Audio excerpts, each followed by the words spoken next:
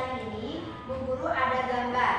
Nah, di sini ada gambar A dan gambar B.